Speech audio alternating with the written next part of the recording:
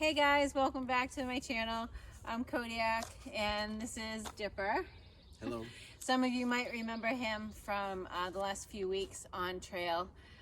We hiked together. So this weekend I'm up in his neck of the woods in Sutton, Mass. Right now we are at Purgatory Chasm. Chasm. And I want to answer some of your questions that you guys submitted. I asked you guys to put some questions in the comments in one of my posts about a month ago.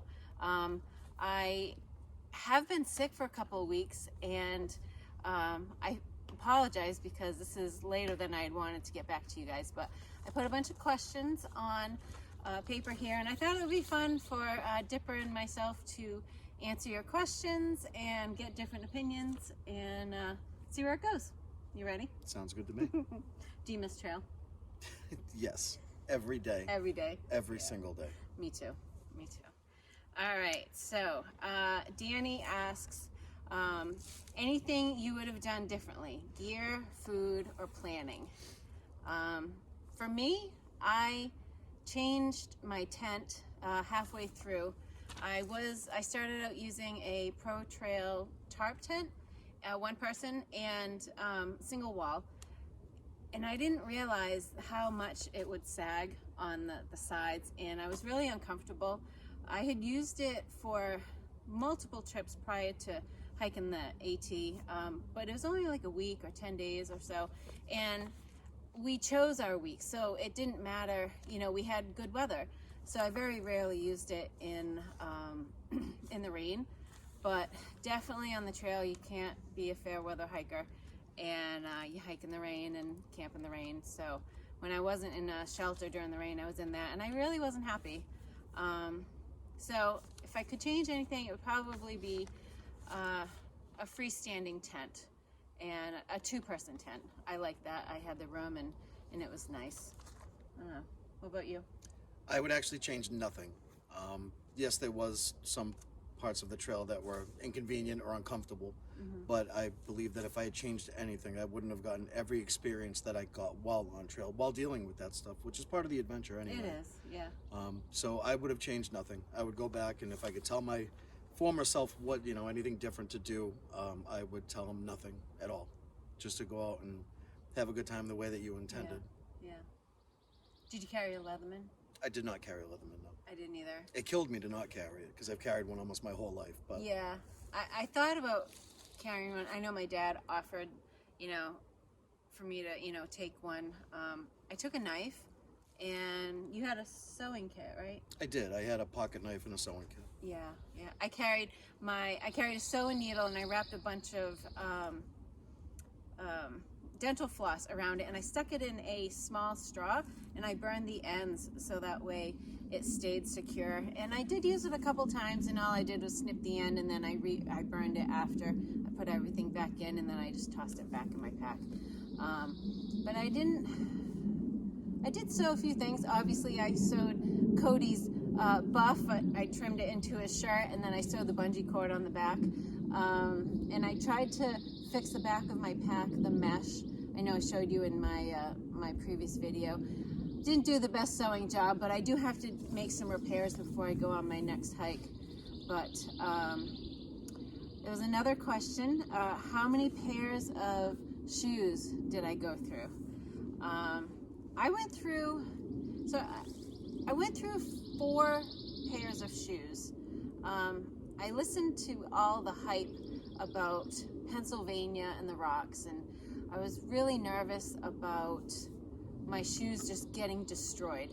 And the shoes that I finished out at Delaware Water Gap with, I really could have gone through Pennsylvania. Looking back at it now, I really didn't need a new pair, so I had gotten a new pair at Delaware Water Gap. I had my mom send me a new pair of shoes, and I only put 270 miles on them.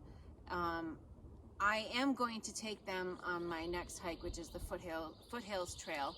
And I honestly think that, looking back, I probably should not have sent myself those and just finished hiking on the blue pair of shoes, which was my 4th. So technically I used 5 pairs, but I really think it was unnecessary.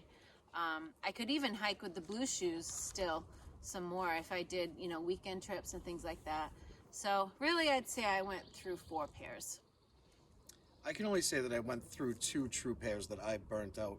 My first pair I got almost 500 miles out of. It was a pair of Ultras, and my only complaint about that was they beat the living crap out of my feet. There just wasn't enough padding on the bottom, and I was a heavier guy, especially when I started.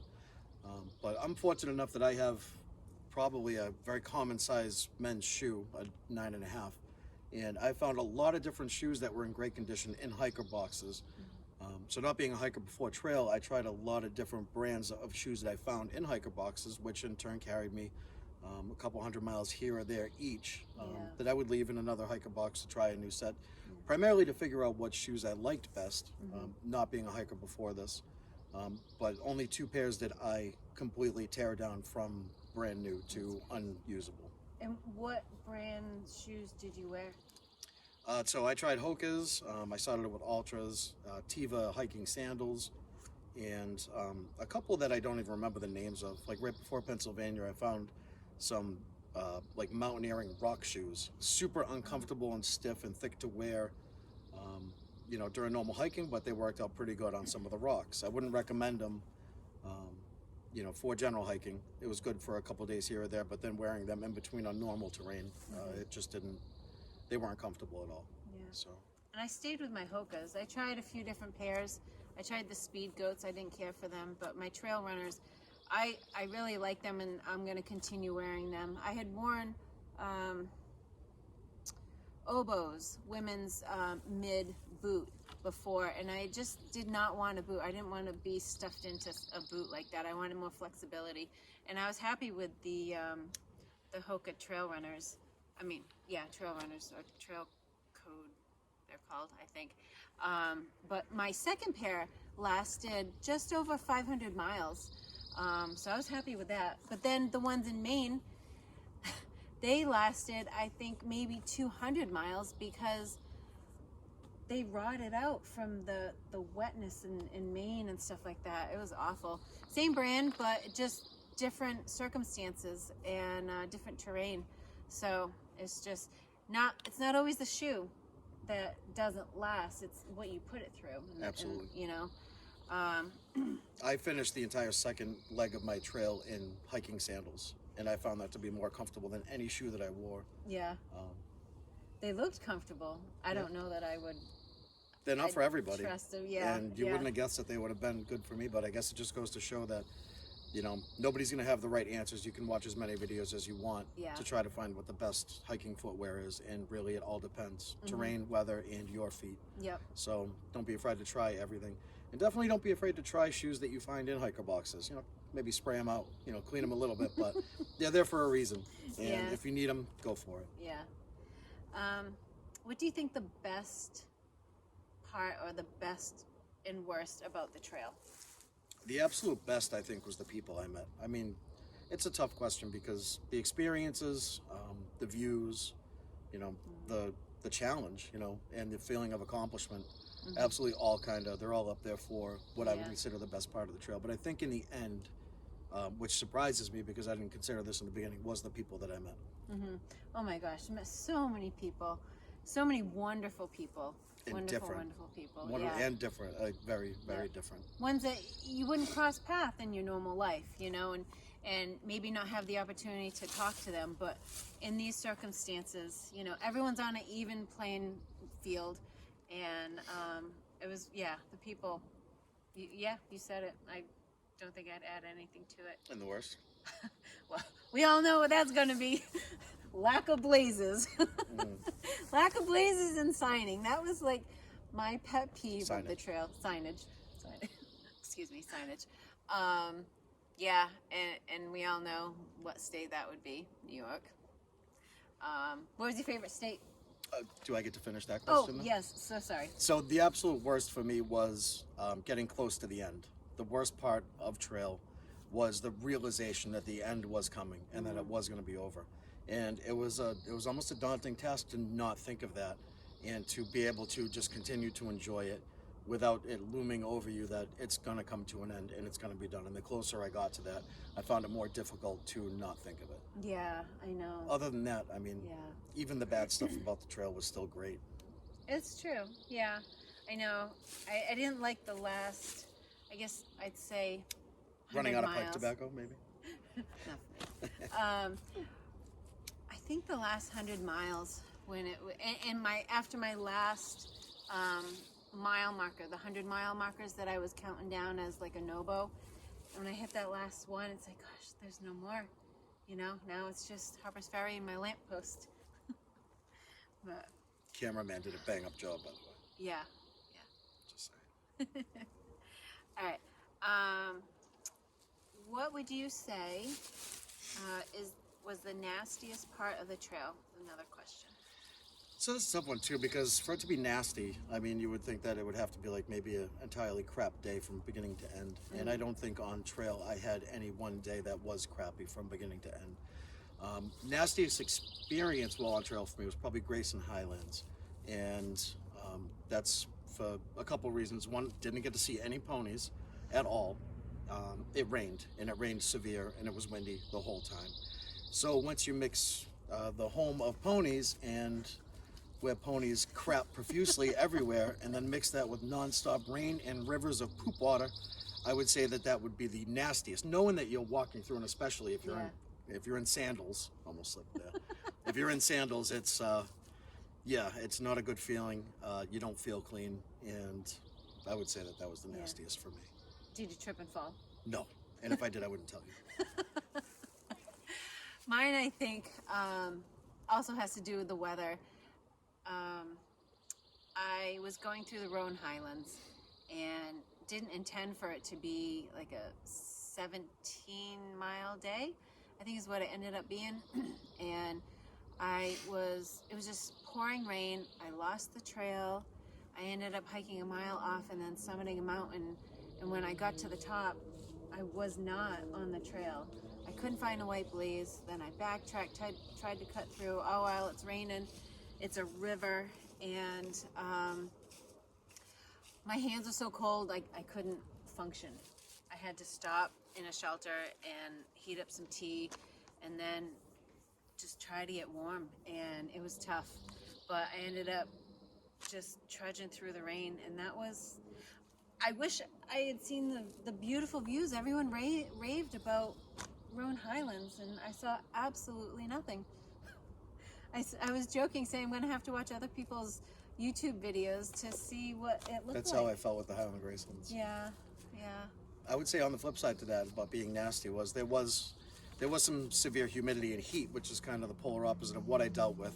And I remember at one point, I was coming down, I forgot what town it was in Virginia, and I was with one of my trail family members, Eagle, fellow Lost Boy, and I turned around and looked at him at one point, and I was so saturated with sweat, it literally looked like I had jumped in a pond and stood up. Like you could see just the complete saturation, which then led to probably the worst chafing that I've ever experienced in my life, and maybe made a appearance in one of your videos in the past, a comment where I was telling a story about that. We don't have to get into it. I think you could just believe me that it was nasty.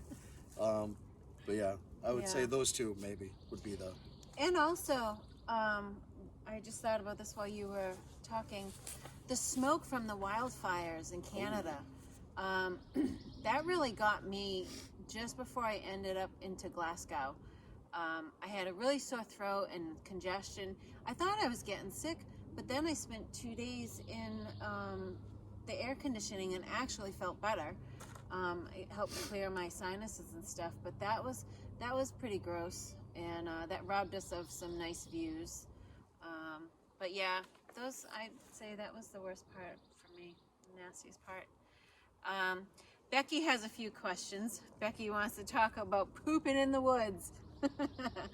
She says, what the heck do you do when you're climbing among the huge rocks like in Mahoosuc Range or climbing the boulders of Katahdin? Well, I'll say I had to go when I was climbing down the Mahoosuc Arm, just before I went into the notch. And it was super steep, as you know, and I had to go, and there was no one behind me, no one below me coming up, and it's just, I just hooked a left into the woods as far as I could and just holding on to trees. And it was, there's probably more trees than what's behind us right now, but I just had to go till I could squat and not see anybody on the trail. But yeah, you just gotta find a spot, whether it's behind a rock, off a cliff.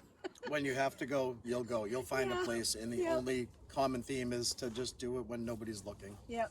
I had a spot in Virginia where the weeds were at least 4 feet high, and I felt like it was Jurassic Park, where the velociraptors are running alongside you, you know, and you can see it moving. And that was me one of the times where I just went off till you couldn't see anybody on the trail, and just dug my hole and I went.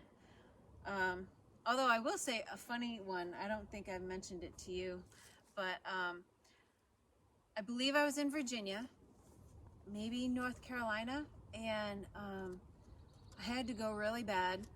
And I look around, it's kind of open, and so I walked so far and I thought I was good. I couldn't see the trail where I had just come from.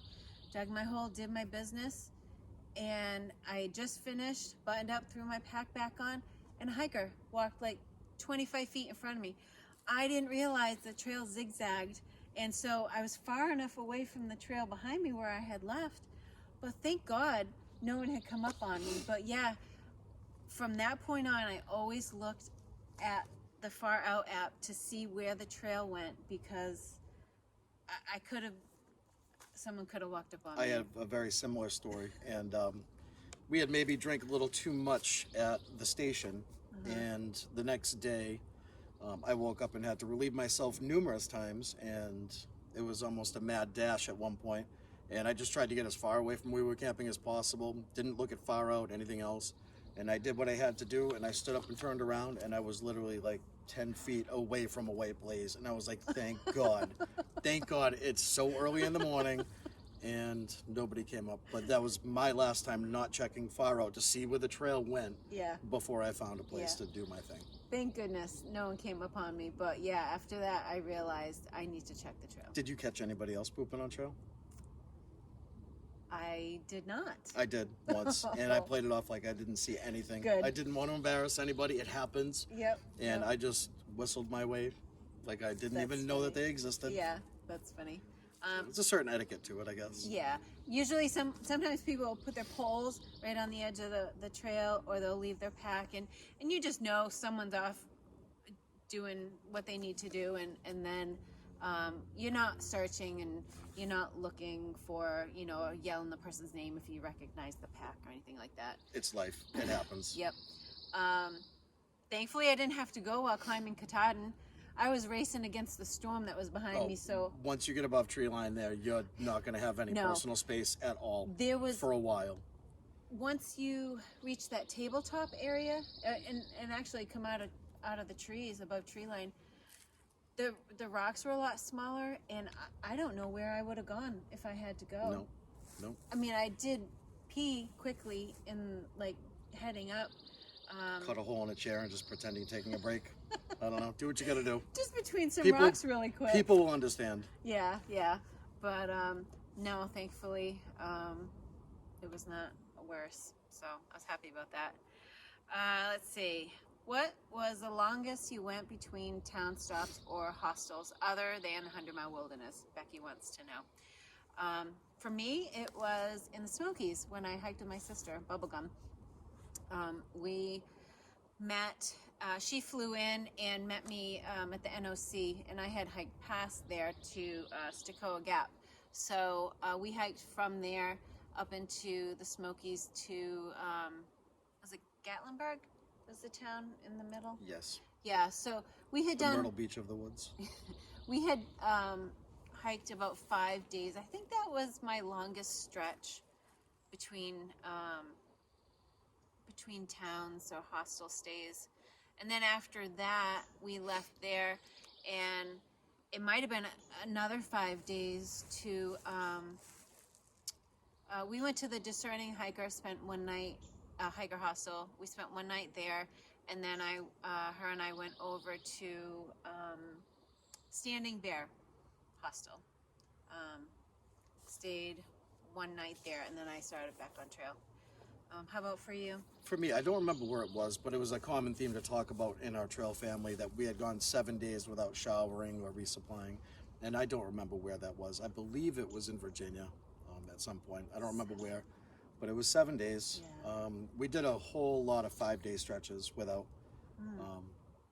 and I mean, and that wouldn't be the whole trail family. Some people would have to get off to resupply, and you know, half of the family would stay in the woods, you know, progress maybe a little bit long, a little bit more, and you know, the other half would catch back up. So 5 days there was a lot of 5-day stretches.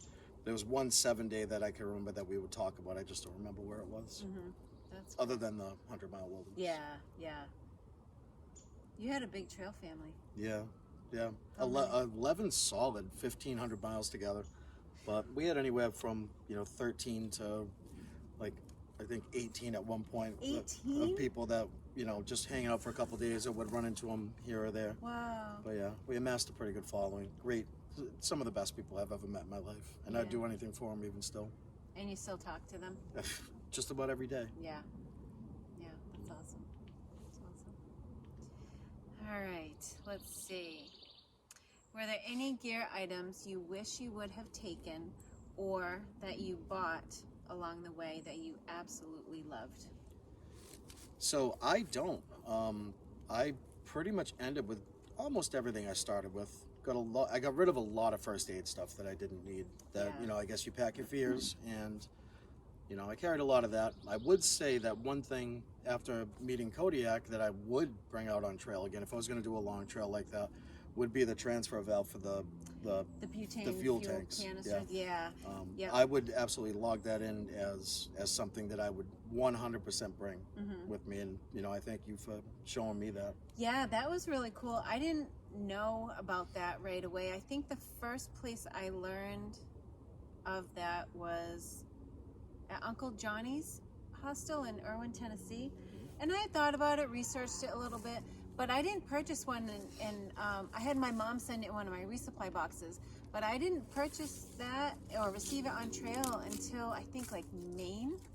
But then after that, I didn't buy another fuel canister. I just combined them, and you know, we worked off of that, and it was great. So I am super happy that I bought that, and I would definitely bring it out for any long distance hike that I would do in the future. I was really happy with that one. Becky wants to know if I had a genuine Philly cheesesteak with the cheese whiz and nothing else. Well, sorry to disappoint, Becky. I did not. I don't even think I had any Philly cheesesteaks anywhere throughout the trail. You? Yeah. Yes, a lot. Did you? A lot. Yeah. Not an official trail Philly cheesesteak, but Okay. I would say that was between that and Italian grinders. That's a sandwich for anybody who's not from around here. Oh, grinder. Yeah. Yeah, Philly cheesesteaks and Italian grinders were my go-to when I would hit a town. Yeah, I noticed you did in the last few weeks when we, you know, hiked together. Your Italian grinder was the main meal.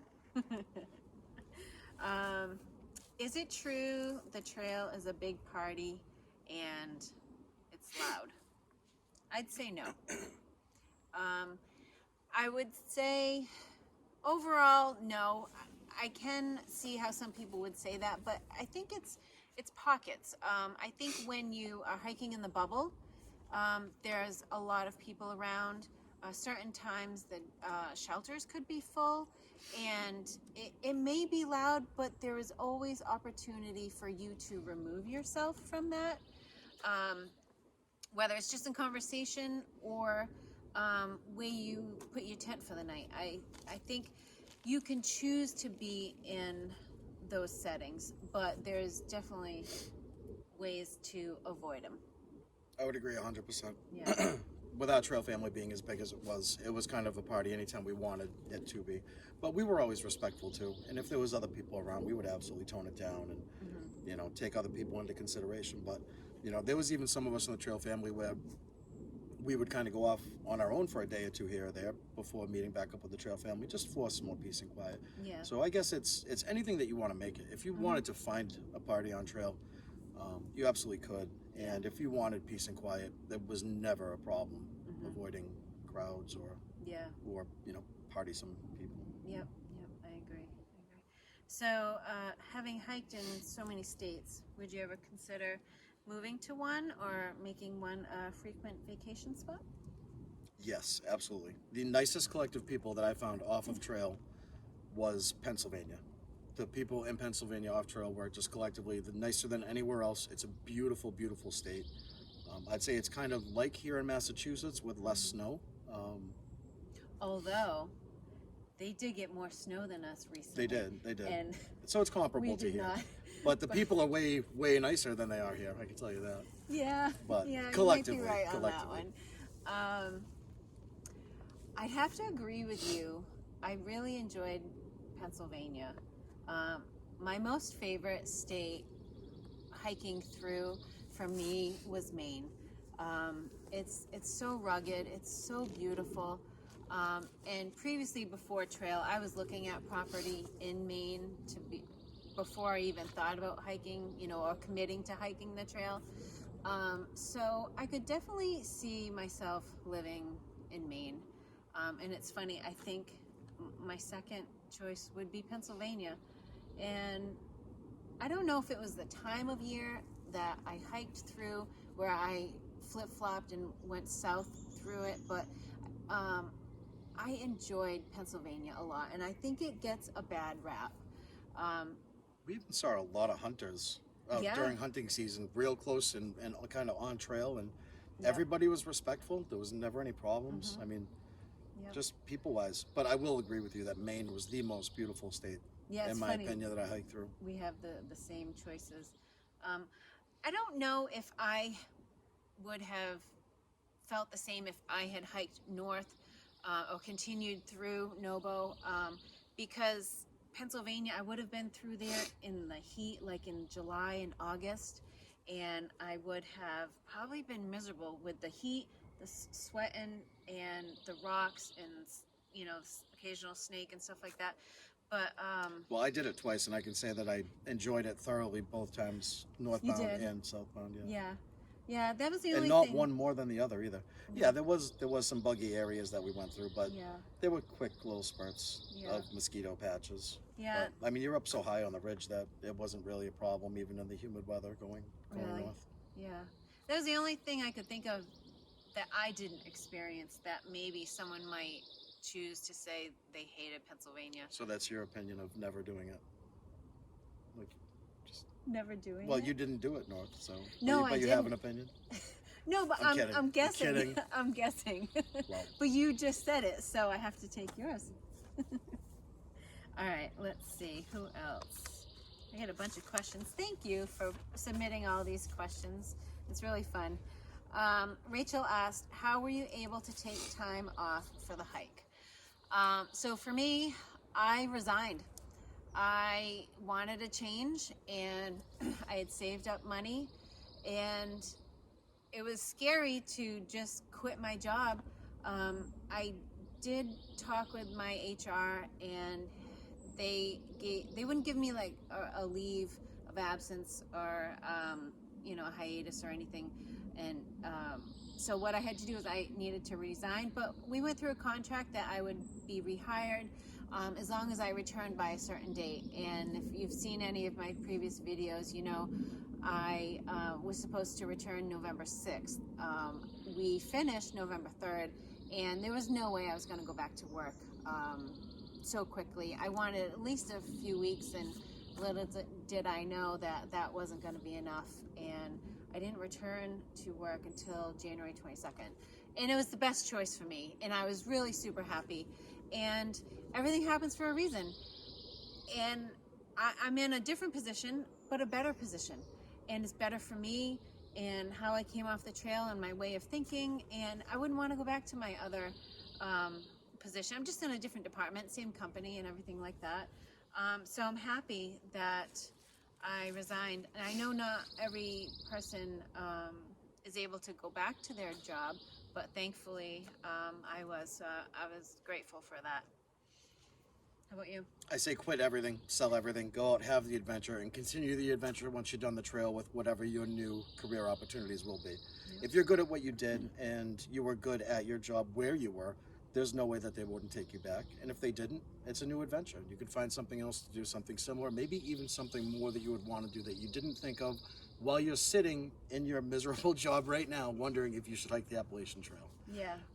You're not going to come back and not find work at all. No. And if you do, maybe it's just a golden opportunity to do something else. Yeah.